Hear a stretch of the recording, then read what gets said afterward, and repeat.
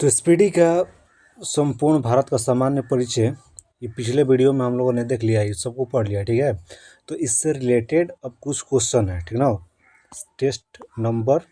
Test paper 1 का इसमें इससे रिलेटेड 40 क्वेश्चन है, और इस वीडियो को नहीं देखे हैं तो पिछले वीडियो जाकर देख लीजिए, ठीक है। इसी से रिलेटेड इसमें क्वेश्चन है 40। तो चलिए टेस्ट पेपर 1 को स्टार्ट करते हैं। सर्वप्रथम भारत को इंडिया कहकर किसने संबोधित किया था? तो ये किया था ईरानियों ने। इसका राइट आंसर हो जाएगा ईरानियों ने, ठीक है। नेक्स्ट सेकंड नंबर हमारा क्वेश्चन है कि भारतीय उपमहाद्वीप में कौन सम्मिलित नहीं है? तो इसका राइट आंसर हो जाएगा क्वेश्चन के हिसाब से यहाँ पर श्रीलंका, ठीक ना। यहाँ पर ये टच नहीं है, श्रीलंका जो है टच नहीं है भारत से। नेक्स्ट 3 नंबर क्वेश्चन की बात करते हैं। तो उत्तर प्रदेश राज्य की सीमा भारत के कितने राज्य को स्पर्श करती है? तो याद रखना है 8 नंबर, 8 राज्यों को ये छूती है उत्तर प्रदेश की सीमा, ठीक ना। 4 नंबर क्वेश्चन की बात करते हैं। तो भारत की जल क्षेत्र सीमा कहाँ तक फैली है? तो भारत की जो जल क्षेत्र सीमा होती है वह 12 समुद्री मील तक ये फैली होती है, ठीक ना। समुद्र के अंदर तक 12 समुद्री मील तक ये जल क्षेत्र होता है भारत का। भारत के सबसे पूर्वी बिंदु की बात की जाए तो सबसे पूर्वी बिंदु हो जाएगी यहाँ पर ये किबीथु, ठीक ना। और ये कहाँ पर है? तो अरुणाचल प्रदेश का जगह है, ठीक ना। अरुणाचल प्रदेश सबसे पूर्वी में कौन सा राज्य है? तो अरुणाचल प्रदेश, ठीक ना। अगर पश्चिमी बोले तो पश्चिमी में आ जाएगा हमारा गुजरात के गौरमाथा। यहाँ पर अरुणाचल प्रदेश जो है ये पूर्वी बिंदु है, ठीक ना। किबीथु, अरुणाचल प्रदेश का किबीथु याद रखना है। नेक्स्ट क्वेश्चन यहाँ पर देखते हैं कि भारत की मुख्य भूमि का अक्षांशीय विस्तार कितना है? यहाँ पर अक्षांशीय विस्तार के बारे में बात किया जा रहा है। अक्षांशीय विस्तार के बारे में बात किया जा रहा है कि भारत की मुख्य भूमि का अक्षांशीय विस्तार कितना है? तो ये बी नंबर इसका आंसर हो जाएगा 8 डिग्री 4 मिनट से 37 डिग्री 6 मिनट, ठीक ना। अब यहाँ पर अक्षांश और देशांतर के बारे में हम लोग कल चर्चा किए थे, जो लंबी वीडियो है उसमें, ठीक ना। इसमें बताया गया था कि ये वाला जो लाइन ऐसे ग्लोब पर ये वाला जो लाइन होता है अक्षांशीय रेखा होता है। तो यहाँ से 8 डिग्री 4 मिनट और ये 37 डिग्री 6 मिनट का ये अक्षांशीय विस्तार है भारत की बात की जाए तो। भारत में सबसे कम वर्षा वाला ये हम लोग पढ़ लिए थे, लेह लद्दाख है सबसे कम वर्षा वाला स्थान, ठीक ना। ये भी मरुस्थल है, ये ठंडी मरुस्थल भी होती है, गर्म मरुस्थल भी होती है, तो ये ठंडी मरुस्थल है। नेक्स्ट बात करते हैं कि भारत की देशांतरीय स्थिति कितनी है? तो देशांतरीय स्थिति की बात की जाए तो ये है बी नंबर हमारा 68 डिग्री 7 मिनट से लेकर 97 डिग्री 25 मिनट तक, ठीक ना। इसको मोबाइल नंबर की तरह याद रखना है, 68 7 97 25, ठीक ना, तब ऐसे याद होगा। ये देशांतरीय है, वो अक्षांशीय था।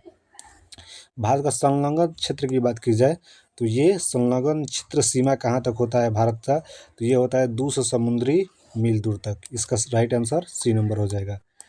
भारत के औसत समुद्र तल का मापन किस तट से किया जाता है? तो भारत का औसत समुद्र तल का माप जो है ये किया जाता है हमारा ये चेन्नई से, तमिलनाडु के चेन्नई से किया जाता है समुद्र तल की मापन की। क्षेत्रफल की दृष्टि से भारत का सबसे बड़ा केंद्र शासित राज्य पूछे क्षेत्रफल की दृष्टि से सबसे बड़ा, तो ये हो जाएगा हमारा ए नंबर अंडमान निकोबार। क्षेत्रफल की दृष्टि से सबसे बड़ा हो जाएगा। 11 का यही ना है, 11 का डी। यहाँ पर ये थोड़ा जम्मू कश्मीर हो जाएगा, ठीक ना। क्षेत्रफल की दृष्टि से भारत का सबसे बड़ा केंद्र शासित प्रदेश जो है यहाँ पर ये जम्मू कश्मीर इसमें दिया है, ठीक ना। नेक्स्ट बात करते हैं नेक्स्ट क्वेश्चन की। तो भारत का अन्योन्य आर्थिक क्षेत्र ये कहाँ तक? तो ये 200 समुद्री मील तक फैला हुआ है। भारत के सबसे पश्चिमी बिंदु की बात की जाए तो गुहार मोती है।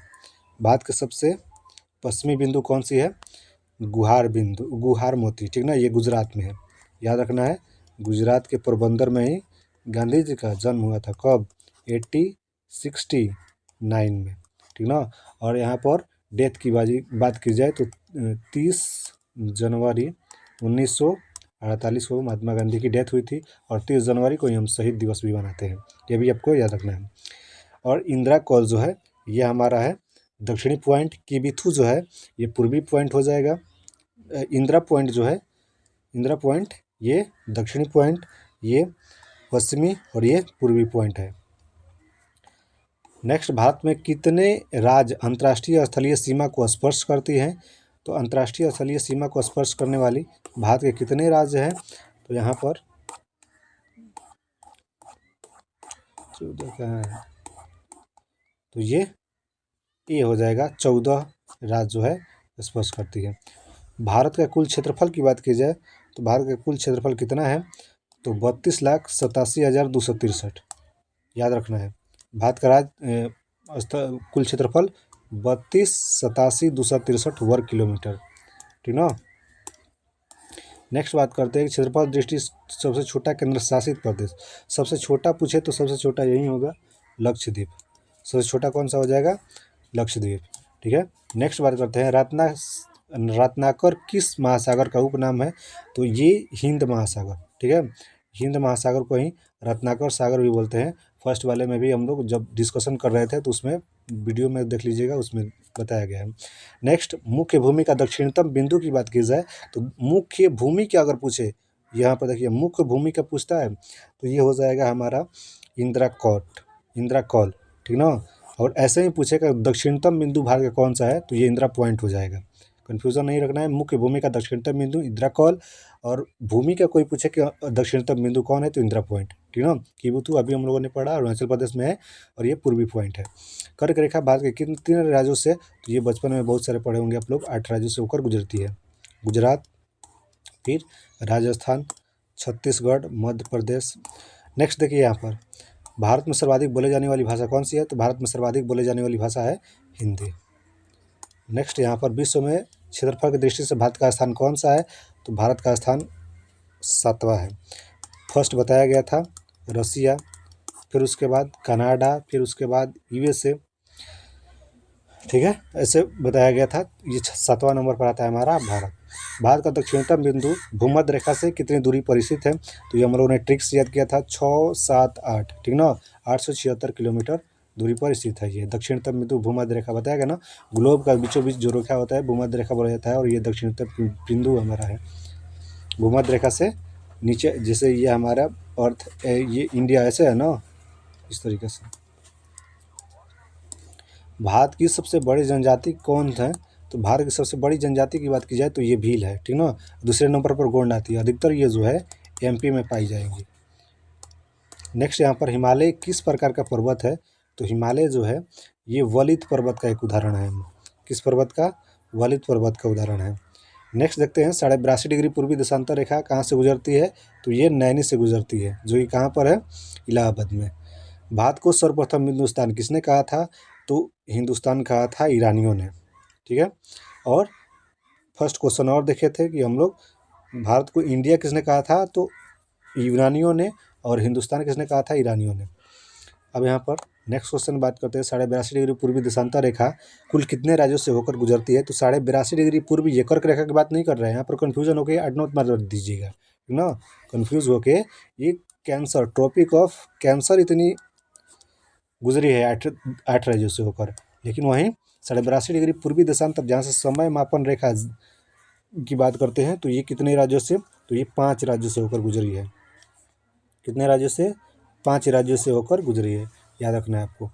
नेक्स्ट देखते हैं कि एक समुद्री मील बराबर कितना होता है? तो एक समुद्री मील बराबर होता है 1852, 1.852, 1.852 होता है, ठीक ना, ठीक है, 1.852 किलोमीटर।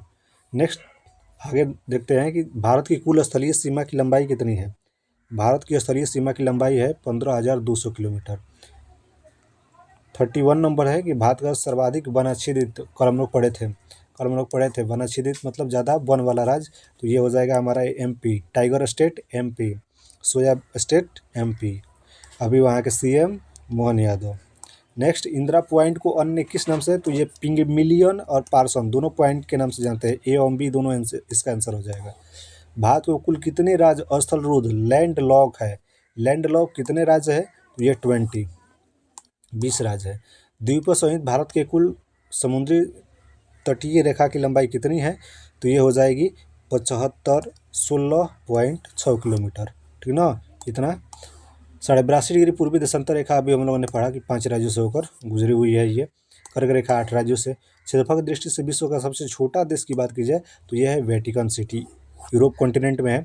और एशिया की बात की जाए तो ये मालदीव, और मालदीव की कैपिटल की बात की जाए तो यहाँ पर ये दे दिया है माले। श्रीलंका की कैपिटल की बात की जाए तो कौन सी हो जाएगी, श्री जयवर्धनेपुरम कोटा।